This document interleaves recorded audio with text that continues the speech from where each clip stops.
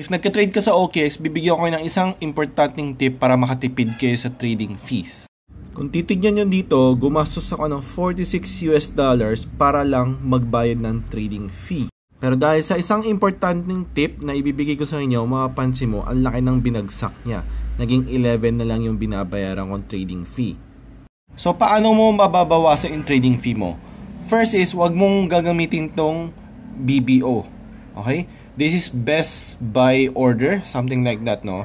Best by order or best something order. Basta wag mong gagamitin to. Alright? Tapos, wag ka rin gagamit ng market order. Always use limit order.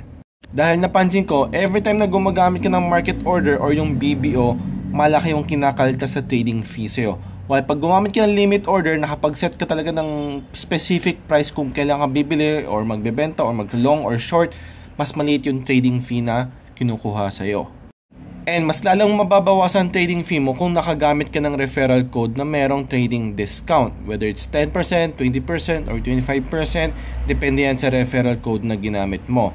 So for a limited time, lilagay ko yung link ko sa bio ko kung saan magbibigay ako ng 15% discount lifetime. So if wala kayong account, mag-register kayo doon under that link para makukuha kayo ng 15%.